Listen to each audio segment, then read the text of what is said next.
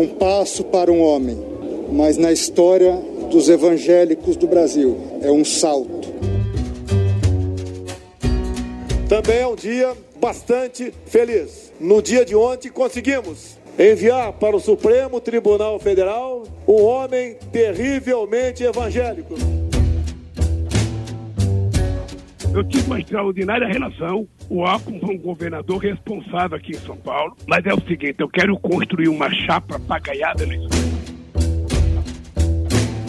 Mantivemos essa boa relação no período em que ele foi ministro do atual governo e depois, quando deixou o governo, mantivemos essa boa relação e mantemos até agora. Após a aprovação do nome de André Mendonça para uma vaga no Supremo Tribunal Federal, em parte por grande pressão de lideranças evangélicas, o grupo quer agora galgar andares mais altos no governo e no Congresso. A nova reivindicação é para ter a vaga de vice na chapa de Jair Bolsonaro à reeleição em 2022. O nome que é ventilado nos corredores do Palácio do Planalto é do atual ministro das Comunicações, Fábio Faria, que é evangélico. Além disso, o Republicanos, partido ligado à Igreja Universal do Reino de Deus, passou a exigir mais influência no primeiro escalão do governo e na montagem dos palanques estaduais para apoiar Bolsonaro em 22. Enquanto isso, o ex-presidente Lula continua tentando costurar uma chapa com o ex-governador de São Paulo, Geraldo Alckmin, que pode se filiar ao PSB. Um levantamento do partido mostra que o petista ganharia votos em São Paulo com o apoio do ainda tucano, que comandou o estado por 4 mandatos. Em reunião nesta semana, o presidente do PSB, Carlos Siqueira, reiterou à presidente do PT, a deputada Gleice Hoffmann, que o partido gostaria de ter o apoio dos petistas para concorrer ao governo de 6 estados em 2022, como condição para se unir a Lula. Já o atual governador de São Paulo, João Dória, que venceu as prévias do PSDB para concorrer à presidência pelo partido, informou que vai se encontrar com o ex-ministro da Justiça Sérgio Moro, pré-candidato pelo Podemos. Uma aliança entre os dois não é descartada. No Poder em Pauta de hoje, vamos abordar esses assuntos com os nossos jornalistas de Brasília que cobrem o dia a dia da política. Conectando, portanto, nossos repórteres em Brasília. Começo cumprimentando aqui Vera Rosa. Oi, Vera, tudo bem? Oi, Emanuel, tudo bem? E você? Tudo ótimo. Encontro quinzenal, que tem também Felipe Frazão. Apostos, oi, Frazão. Oi, Emanuel, oi, Vera, como vão? Super apostos sempre, hein? Vamos juntos para mais um episódio. Muito bem, vamos então aos assuntos de hoje, ou melhor, vamos já ao primeiro assunto de hoje. A gente vai dedicar esse primeiro bloco para falar um pouco sobre os evangélicos, né, e quanto eles têm sido já assediados não só ali no governo Bolsonaro, mas também por outros candidatos ou pré-candidatos nas eleições de 2022, porque evidentemente há um entendimento de que é um campo importante do ponto de vista eleitoral.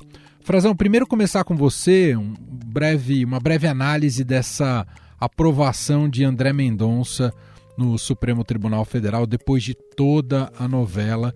E ele se comportou na sabatina de maneira constitucional, mas depois mudou um pouquinho o discurso depois da aprovação, não é, Frazão? Foi, até o simples ato de respirar, Emanuel, e de pensar, ele atribuiu a Deus, né? Atribui tudo na vida dele a Deus, o novo ministro do Supremo Tribunal Federal.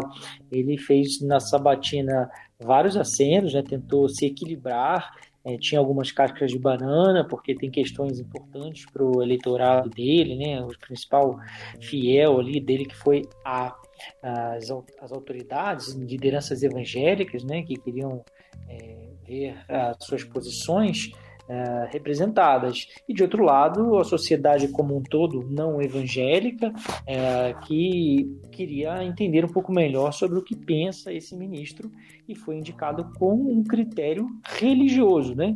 O critério religioso foi a base da indicação dele. Embora o André Mendonça seja um concursado público, ele é da Advocacia Geral da União, qualificado juridicamente, e nunca houve nenhum questionamento sobre isso. O André Mendonça passou, né, por uma sabatina longa, não muito difícil, né? Já vimos sabatinas em que o sabatinado, o entrevistado, foi muito mais apertado no Senado, muito mais hostil, mas a votação final foi uma votação de muito risco. Foi de 47 votos contra 32, foi o pior resultado dos últimos tempos, o único abaixo de 50 votos no plenário do Senado e abaixo também do que previam as lideranças evangélicas. No fim, ele acabou cedendo, né? Depois foi só agradecer, dizer que é um salto para os evangélicos, e é mesmo. Um passo para o homem, um salto para os evangélicos. É um salto que o presidente Bolsonaro vai poder colher eleitoralmente esses dividendos, porque ele ajudou a construir esse salto com a conquista, né, a instalação de um evangélico, ou como ele gosta de dizer, um terrivelmente evangélico, na Suprema Corte, em um dos poderes da República. Ele já tinha uma participação expressiva no seu projeto político, ocupando muitos espaços no Legislativo, alguns espaços no Poder Executivo também, no Ministério do Bolsonaro, por exemplo, e agora na Suprema Corte brasileira, o que conseguiu o presidente Bolsonaro e o André Mendonça. Me chamou a atenção que o pastor Marco Feliciano, que foi um dos principais cabos eleitorais dele, disse que essa não é uma vitória do André Mendonça. E me chamou muita atenção a frase dele: é uma vitória da igreja, é uma vitória do povo evangélico. Como se fossem coisas distintas. E não são, né? E não são. Inclusive, não há um apoio majoritário dos evangélicos ao André Mendonça, porque também é um campo bastante heterogêneo. Vera Rosa, esse salto evangélico que o Frazão comentou também tem gerado ciumeira dentro do governo, daqueles que apoiam o governo, não é, Vera? É sim, Emanuel. Depois da indicação de André Mendonça ter passado pelo Senado, né, o que a gente vê é que já tem uma disputa escancarada pela vaga de vice na chapa liderada pelo presidente Jair Bolsonaro à reeleição. O que acontece é o seguinte: são 3 os principais partidos do Centrão. O PL, ao qual o presidente Bolsonaro se filiou, o PP, que é o partido do presidente da Câmara, Arthur Lira, do ministro da Casa Civil, Ciro Nogueira, e o Republicanos, que é o partido ligado à Igreja Universal do Reino de Deus. O republicano está se sentindo desprestigiado nessa coligação, e porque o presidente está afiliado ao PL e já está levando vários ministros com ele, né? Já tem anunciado que ministros vão se filiar ao PL. Rogério Marinho, por exemplo, se filiou junto com ele, do Desenvolvimento Regional. Deputados também vão migrar para o PL. O PP vai ter, assim, em tese, né, mas assim, o acordo prevê que o PP tenha a vaga de vice na chapa. E o Republicanos? O Republicanos quer também a vaga de vice, né? E é um partido ligado à Igreja Universal. Então já começou essa não que só os republicanos têm esses evangélicos, né? O PL mesmo, o próprio Frazão falou, Marco Feliciano é filiado ao PL, pastor também. Mas já começou essa disputa ali, vai ser um político, vai ser um evangélico, mas assim, já o Republicanos, por exemplo, não garante que vá apoiar a reeleição do presidente Jair Bolsonaro em 2022. Tem conversado já, tem sido procurado pelo ex-ministro da Justiça, ex-juiz da Lava Jato, Sérgio Moro. Então, não, assim, os partidos estão assim, num processo de negociação e exigindo e fazendo suas apostas, exigindo cargos, exigindo algumas benesses para continuar apoiando o presidente Bolsonaro em 2022. Agora, é bom lembrar assim, que os evangélicos são disputados assim... Por todos, né, Vera? Por todos, né? Porque, por exemplo, o ex-presidente Lula fez até recentemente um vídeo falando com evangélicos que eles não podem aceitar ser tratados como gado. É um partido que não pode acreditar na história de que os evangélicos e as evangélicas são como se fossem um gado, são tangidos por aqueles que querem mentir. O ex-juiz da Lava Jato, Sérgio Moro, também tem mais dificuldade, né, nessa área, mas assim, está contando com a ajuda do Deltan Dallagnol, que é ex-coordenador da Força Tarefa da Lava Jato em Curitiba, que vai se filiar ao Podemos. E Deltan Dallagnol é evangélico, é da Igreja Batista e tem ajudado também nessa aproximação. Bom, como a gente já está falando muito sobre eleições, estratégias eleitorais, até porque tudo agora na política, nos bastidores, tem rondado em torno a isso, né? E a eleição de 22 está super antecipada no seu debate. A gente vai seguir aqui para esse próximo bloco, nos aprofundando um pouco mais, né, sobre fatos recentes, para analisar justamente essas movimentações. Ô Frazão, já que vocês conseguiram entrar lá na filiação de Bolsonaro ao PL, queria que você falasse um pouco o que podemos esperar desse, como o presidente gosta de dizer, né, desse casamento de Bolsonaro com o PL, que não é a porteira fechada, como se diz, né, mas que vai dar palanques e capilaridade importante para o presidente em 22, não é, Frazão? Vai, o PL é um partido considerado médio, do centrão. Esse grupo que o presidente fez parte resolveu se desgarrar porque não conseguia espaço, né, fato é esse, no grupo, em nenhum partido, para ser candidato a presidente. Quando se viabilizou, até cogitou arrastar o PL poderia ter tido a vice com o ex-senador Magno Malta. O Magno desistiu e o partido acabou apoiando o Alckmin em 2018, Geraldo Alckmin, assim como vários outros do Centrão. O partido tem uma boa bancada de deputados, alguns senadores, não é tão grande assim no Senado, mas também tem um número razoável de prefeitos. É um partido que tem o governador do Rio de Janeiro e é candidato à reeleição. É um partido que deve ter ali uns 120 milhões, algo assim, em torno disso, o próximo a isso, do fundo eleitoral no ano que vem. Deve ter uns 45, 50 milhões do fundo partidário. Precisa que esses números sejam depois calculados pelo Tribunal Superior Eleitoral com base nas leis orçamentárias, né, no que vai ser aprovado pelo Congresso. E é um partido que tem uma estrutura já bem enraizada no país, tem diretórios, tem filiados, e vai servir ao Bolsonaro. Não é, como você falou, uma porteira fechada, não é como eles queriam, um partido para eles comandarem da cabeça aos pés. Não vai ter isso. Eu, Valdemar, não seremos pessoas que vão decidir certas coisas sozinhos. Em grande parte, a nossa decisão vai passar por vocês. E isso vai dar alguns problemas, né? Um deles, por exemplo, é essa divisão que eles não discutiram ainda, sobre para onde que vai o dinheiro, quem vai ter a prioridade, é quem já está no PL ou é quem ingressa vindo do PSL ou de outros partidos e que são os bolsonaristas, né, que vão entrar pelas mãos do Bolsonaro. Outro problema é a ala lulista, né? Tem uma bancada do PL que gostaria de estar com Lula, sim. Fala disso abertamente. E esse partido esteve em todos os governos também. Esse grupo não quer sair do PL, porque tem interesses regionais nos seus estados, né? Então eles querem se manter. E, ao mesmo tempo, muitos vão tapar o nariz para o Bolsonaro, porque não dependem muito dele para se eleger. Mas tem um grupo que está muito incomodado, porque o Bolsonaro brigou, chegou a suspender a filiação se o Valdemar não autorizasse uma intervenção depois que ele se filiasse para resolver esses problemas locais. Então, esse é um embate. Não é, Vera? Você queria dar um pitaco?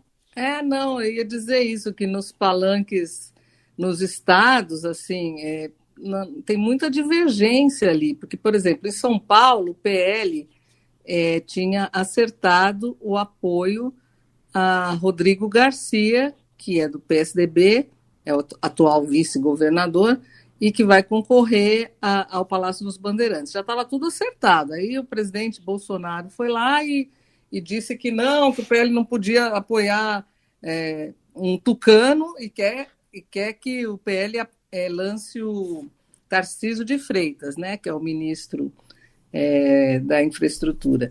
A negociação está indo por aí. Só que a gente sabe que na hora H lá tem muito, como se diz, um apoio formal, mas na hora H tem muito, como vocês dizem, uma cristianização do candidato, né? Sim. Eles fecham ali o apoio, mas a base não vai naquela candidatura. Isso está ocorrendo em muitos estados. No Nordeste, por exemplo, Piauí, PL está com Lula. Tá muito, tem muitas divisões, assim. Os palanques estaduais são muito complicados de seguir a orientação nacional, né? Bom, outro fator importante, pode parecer que já está muito distante, mas não está, né? Até porque foi uma outra novela e que causou muito mal-estar ao partido, ao PSDB, mas enfim, o PSDB tem um candidato à presidência da República depois das prévias turbulentas, que é o governador de São Paulo, João Dória. E apesar disso ser muito relevante, me parece que ele tem sido, essa questão da candidatura do Dória, acho que a gente pode começar aqui pelo Frazão, a candidatura do Dória meio que está andando de lado perto do efeito Moro, ou o Moro tem interferido em todos os nomes dessa terceira via aí, hein, Frazão? Ele interfere um pouco, né, e pega o campo como um todo, porque tem um número de votos ali, é o que as pesquisas indicam, se a gente trabalhar com esse cenário, são, vamos dizer, 40%, 30% para Lula, 30% para Bolsonaro, 40% para a terceira via, vamos dizer assim, para quem disputa esse campo indefinido, bastante heterogêneo. Ele tirando os 10%, alguma coisa nesse patamar, tira de todo mundo, né? Mas tira também voto do Bolsonaro. E vai tirar certamente do Dória. Havia uma expectativa, né, de que eles pudessem iniciar algumas conversas agora, sobretudo o Dória, o entorno do Dória vem tentando plantar essa ideia de demover o Moro, mas o fato é que o Moro está mais bem posicionado nesse momento. Mantivemos essa boa relação no período em que ele foi ministro do atual governo e depois, quando deixou o governo, mantivemos essa boa relação e mantemos até agora. Claro, arrasta um pouco de todo o espaço que ele tem ocupado na mídia, né, na imprensa. O lançamento do livro dele também é muito bem calculado por isso, porque ele vai rodar o país fazendo o lançamento do livro, ele está ocupando o seu espaço, ele não tem cargo público.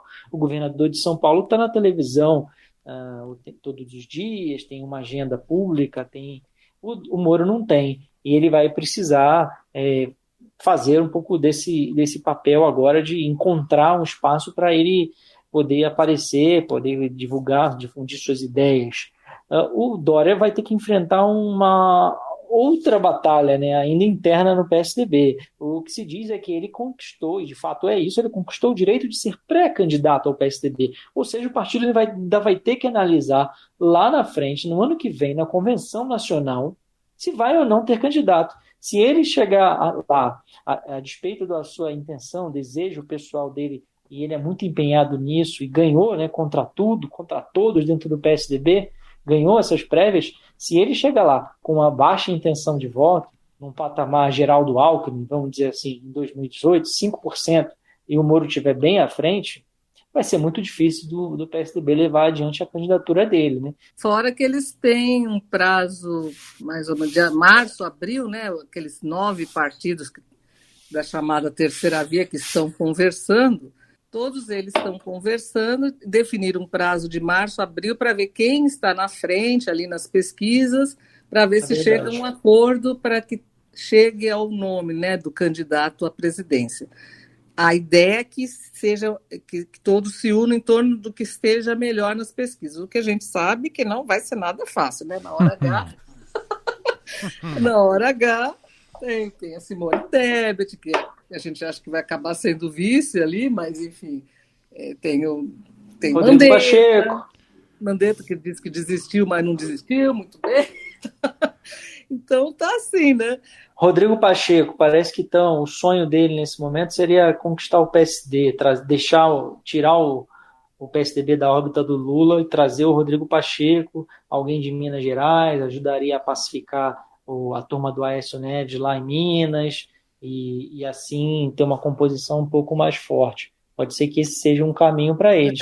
E esse prazo, Vera, que você comentou, tem uma outra questão aí de fundo que ninguém está dando muita bola, mas que vai ser muito representativa para quem de fato vai conseguir ocupar espaço na terceira via dessa terceira via no ano que vem. Abril, ou seja, o mês de março, né, até o início de abril, também é o prazo da janela partidária. Ali a gente vai ver para onde os deputados forem, são os candidatos, são os partidos e seus respectivos candidatos que terão mais força para a campanha eleitoral de 2022. Ô Vera, enquanto há toda essa briga por espaço e holofotes na chamada terceira via, o ex-presidente Lula, que tem uma posição muito confortável porque tem a liderança nas pesquisas, continua namorando ali Geraldo Alckmin, tentando trazer o Alckmin para a chapa. E para isso o Alckmin precisa ir para o PSB. Essa é a lógica, Vera? E é uma lógica, vem para cá que a gente ganha no primeiro turno? Exatamente. Essa é a lógica. Na verdade, eles estão conversando desde julho. O ex-presidente Lula quer fazer uma dobradinha ali, tendo Geraldo Alckmin como vice. Geraldo Alckmin hoje está no PSDB, mas já disse que vai sair. O problema é que, assim, para ele ir para o PSB, tem que fazer alguns acertos ali. A direção do PSB, por exemplo, quer se isso ocorrer, o PT de Lula apoia o candidato do PSB ao governo de São Paulo, que seria Márcio França, e também em Pernambuco. E essas coisas não estão ainda, como você sabe, na política tudo não é tão simples assim, né? Aí isso não foi ainda solucionado, principalmente em São Paulo, que em São Paulo o PT tem Fernando Haddad. Ele, pelo que a gente tem apurado, ele está mais entusiasmado com essa alternativa de ser vice na chapa de Lula mesmo, mas não está muito fácil de fechar. E aí, o que me disseram é que outro dia também teve uma reunião do Alckmin ali com a força sindical, né, recentemente, e ele falou como se fosse candidato a vice-presidente mesmo, não ao governo de São Paulo. Vice-decorativo. Vice-decorativo do Lula. Todo mundo que estava lá entendeu que ele é candidato à presidência. Mas aí, diante dessas dificuldades com o PSB, um deputado chegou para o Paulinho da Força. Paulinho não estava lá nesse dia, mas conversou depois com o Paulinho da Força, deputado Paulinho da Força Sindical, que é presidente do Solidariedade, falou assim: por que você não chama o Alckmin para se filiar ao Solidariedade? E acaba com isso. Mas para o PT, a equação é trazer o PSB mesmo. Porque se não for assim, o Alckmin vai saindo do PSDB. Se não for assim, o Alckmin, a outra alternativa é ele concorrer ao governo de São Paulo, né, o Palácio dos Bandeirantes, pelo PSD de Dado ou pelo União Brasil. Ele está analisando essas... Olha só, são 3 possibilidades aí. E, Frazão, até para a gente fechar esse assunto, a gente não sabe se esse acordo será selado, mas ambos já ganham só com a possibilidade do acordo, porque traz um ar de moderação para a candidatura de Lula e o Alckmin ganha um holofote que não vinha tendo, correto? Ah, sim, os dois estão calculando os seus benefícios, né? De fato, o Alckmin, ele hoje é uma peça única, né, no cenário político nacional. Ele interfere no estado de maior peso, do maior eleitorado e de maior poder econômico do Brasil, que é São Paulo. A sua candidatura em São Paulo altera completamente o quadro e altera completamente o quadro nacional também. Talvez ele seja a principal noiva, para de fato usar um termo que o presidente Bolsonaro adora, né? Essa metáfora dele, do casamento. A noiva da eleição hoje é o Alckmin. Para onde o Alckmin for, ele muda o cenário nacional. Eu tive uma extraordinária relação. O Alckmin foi um governador responsável aqui em São Paulo. Mas é o seguinte, eu quero construir uma chapa para ganhar as eleições. E ele está lá calado, né? Como a Vera falou, ele participou do evento da Força Sindical, tem aparecido aqui e ali, mas sempre muito discreto, com um jeitão Alckmin, de pouquíssimas palavras. Então, até a hora que ele se decidir, as coisas vão mudar. E a Vera está falando do PSB, dessa expectativa nossa, né, que todo mundo fica de definição e tal. O PSB não quer decidir agora, né? O PSB também só quer decidir quando o quadro de candidatos estiver, de fato, bem consolidado. É difícil para o Alckmin, né? O eleitorado dele, que ele tem em São Paulo, o eleitorado mais conservador em São Paulo, é difícil de explicar e tal, por causa dos escândalos de corrupção do PT. O Alckmin foi muito crítico, né? Disputou contra o Lula. Contra o Lula, sim. Disputou em São Paulo contra o PT na capital, perdeu, ganhou no governo do estado, né? Mas teve uma derrota, ficou pelo primeiro turno da Prefeitura de São Paulo. Enfim, é um movimento difícil de se explicar do Alckmin, mas eles encontram justificativas aqui e ali. Só não podemos deixar, antes de fechar, Vera, de falar também, até porque ele anda muito exprimido nesse centro, do Ciro Gomes, que tem tido muitas dificuldades para se colocar, mas continua batendo dos dois lados, né? Seja no Lula ou no Bolsonaro, né, Vera? É verdade, Emanuel, é verdade. Hoje, nessa quinta-feira mesmo, teve a votação da PEC dos precatórios no Senado, foi aprovada, né, que abriu o caminho para o Auxílio Brasil, pagamento de Auxílio Brasil, mas tem muitas críticas e o PT votou a favor dessa proposta. E Ciro Gomes foi ao Twitter e disse o seguinte: parabéns aos valorosos senadores do PDT, do partido dele, que votaram contra essa aberração da PEC dos precatórios, que ele chama de PEC dos calotes, do calote, melhor dizendo. Uma posição firme e acertada. Já o PT todo votou a favor. O que eles falam no almoço não serve para o jantar. O Ciro está tentando ali encontrar sempre um discurso, mas ele está com realmente uma dificuldade, como você falou, ele está espremido nesse campo da terceira via. O PDT nem faz parte mais desse grupo dos partidos ali que estão se reunindo para encontrar, né, um nome para tentar unificar numa única chapa, né, para concorrer contra o presidente Bolsonaro e da outra ponta contra o ex-presidente Lula, né, a terceira via. O PDT nem faz parte disso porque Ciro Gomes não abre mão de ser candidato. Mas ele está realmente encontrando uma dificuldade. Desde o surgimento, então, de Sérgio Moro, parece que ele ficou ainda mais espremido ali, né, Frazão? Sem dúvida. Frazão, me lembra às vezes que o Ciro é aquele tocador de violino do Titanic, Frazão. O barco está afundando, o pessoal está pulando fora e ele continua ali, né? Como se nada tivesse acontecendo.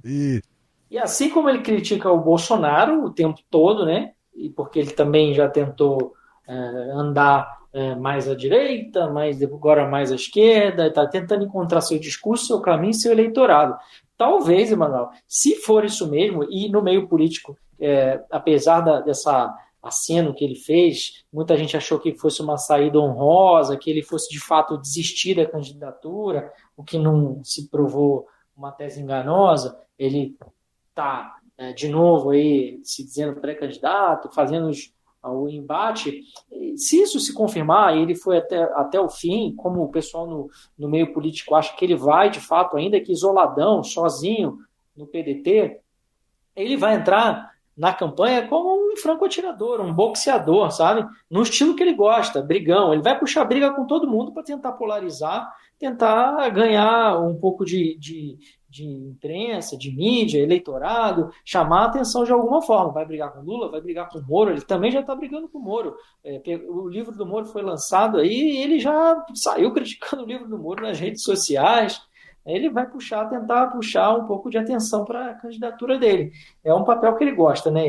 O Ciro gosta de briga, de uma discussão. O Ciro tem essa imagem de pessoa esquentada, né? Ele vai talvez ter que usar dessas habilidades aí no debate público que ele desenvolveu ao longo da carreira para tentar deslanchar um pouquinho aí no ano que vem. E puxando a sardinha um pouco para o nosso lado aqui, né? Ele precipitou essa estratégia kamikaze numa entrevista aqui ao nosso podcast, o Estadão Notícias.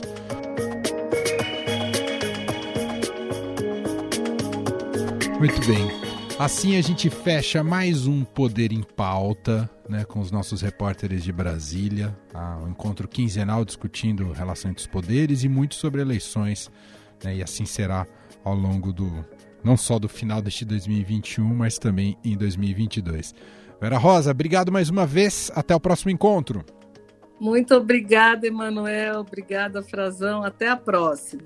Felipe Frazão, brigadíssimo. Um abraço, meu caro. Um abraço para vocês dois e para todo mundo que escuta a gente com tanto carinho.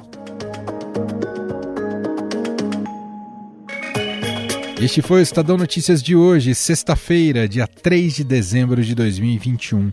A apresentação foi minha, Emanuel Bonfim.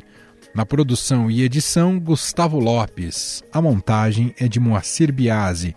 Para mandar o seu e-mail, podcast@estadão.com. Um abraço para você, um excelente fim de semana e até mais.